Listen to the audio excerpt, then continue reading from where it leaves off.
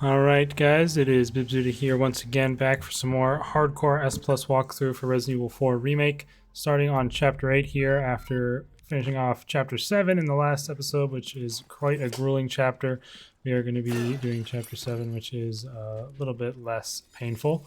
So you can grab your loot from that pot right there, and then we do have the merchant, of course, right here. Sell off everything that, is just only for selling, and then I am going to go ahead and finish tuning up my Red 9 to the current max and get my shotgun, the riot gun, to max power and give it some reload speed. You can buy the body armor now. I don't go for it just yet. I think I pick it up later, but I do grab some large resources for like flashbangs and stuff. But yeah, I definitely think that the body armor is probably worth getting, but just not just yet. Since this chapter, I am able to usually do pretty well without getting hit too much, and of course the body armor is 18,000, which is quite a lot, but it also costs a ton to upkeep. So starting here in the wine cellar, I just grab the rifle out and put as many shots as I can into the red zealot up there before he runs away, and if you are quick enough, you should be able to kill him before he can run away. So that is good right there when you can get that. Run through all these guys as best you can. Shotgun any who look like they're about to grab you, or block if they're swinging weapons at you. You can just block their attacks, and then come up here and grab the Crimson Lantern. And you also want to loot this chest that's on the altar here, which has the mirror with pearls and rubies in it. And I like to go around this way to get to and was that not just an absolutely sick dodge of that? Crouched right under the arrow and then blocked the second one with my knife.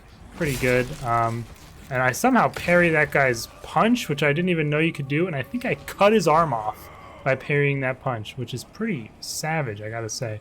But yeah, anyway, just pretty much run down and then jump down that ladder. Unfortunately, there's quite a few people down at the bottom of that ladder, but that's the reason I run that route, is because you have that explosive barrel there if you do need it. And of course, going the other way, people will have been following you from when you initially ran up to get the lantern. So yeah, that room can be a huge pain if you don't go ahead and take out the red zealot quickly. So make sure you do that, and you should be good to go and grabbing all the stuff in there.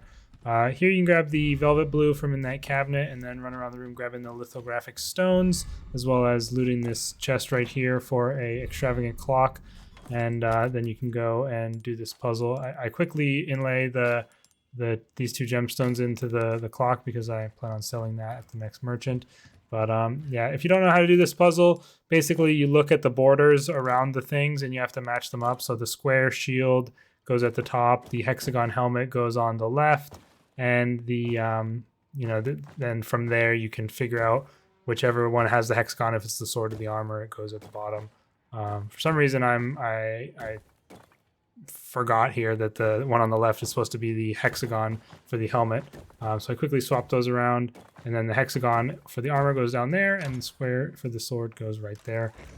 So yeah, it's not too difficult of a puzzle. Just look at those shapes, and it pretty much figures itself out after you put in the two red ones where the blue ones should go. Don't have to grab that file. I just thought it was an item on the table there. Whenever you see that Plaga walk across the wall, you can turn left right when you get in the room for a small key, and then we're going to move this bookshelf and encounter our first actual Plaga that is out and jumps on someone and controls them. These people are really, really annoying. They sprint really fast at you. I just take out the shotgun to kill it, or actually to get the Plaga off him at least, and then I whip out the Red 9 to finish him and the Plaga itself off. Those things, like I said, are very annoying. However, they are just as susceptible to flashbangs as the normal Plagas are, that come out of the people's heads.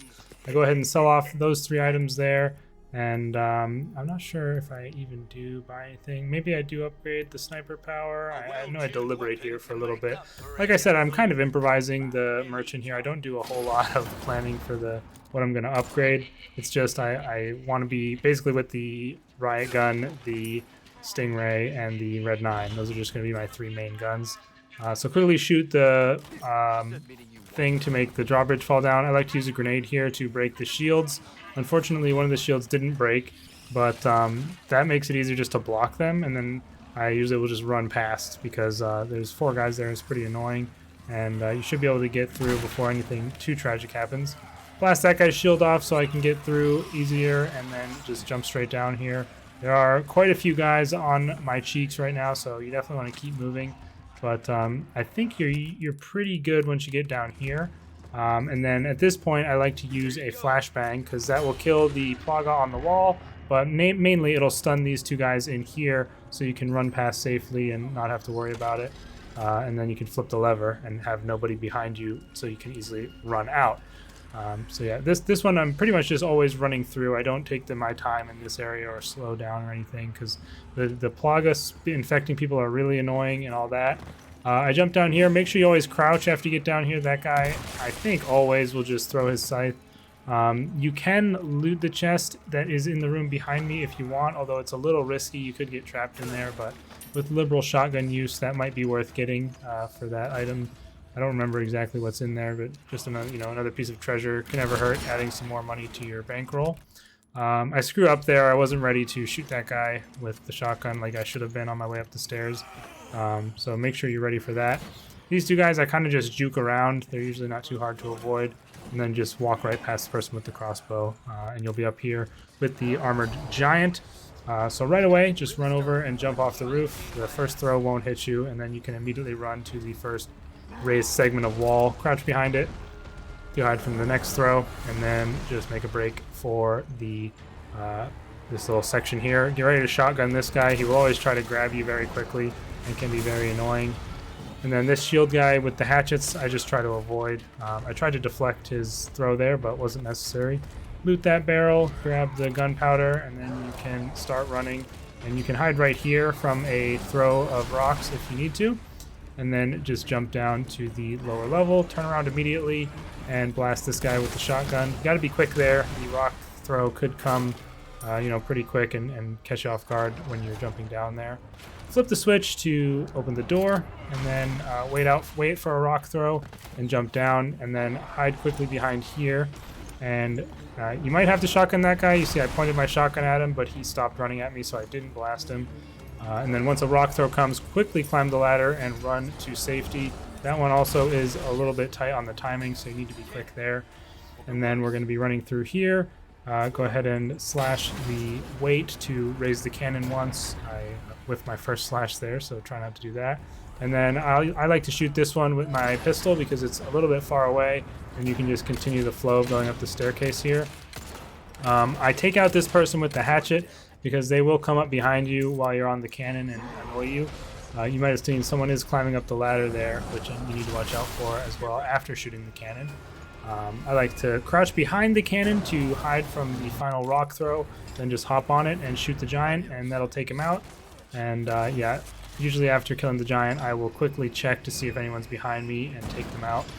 I do put down a couple shots to take out these folks who are down there just to make my life easier in getting through, and blast open the door to the next section. So yeah, it's a pretty fast-paced segment there. Just be ready to, shotgun people who get in your way or try to grab you, and block anybody who tries to swing at you. I somehow didn't get the person right here with the shield. I don't know how the cannon I shot missed him, but not a big issue just to run past him. And of course the giant does grab you again, but you can quickly skip that cutscene and keep on going. And yeah, that's pretty much the end of the chapter right here. I'm going to grab a gold token from this mini chest on the left of the door, but once you open this door, you're reunited with Ashley, and that's the end of the chapter. Next, we are going to be looking into the hedge maze, which is really annoying, and the next chapter is actually a pretty long one and has quite a few different challenges in it, so I will see you guys for that. Just under 9 minutes for chapter 8, a pretty quick one if you just sprint through that whole castle wall section. And I find it not too difficult to do that since you're usually able to lose the enemies quite quickly due to all the different height changes you go through and things like that. So yeah, hope this helped, and I'll see you in the next one.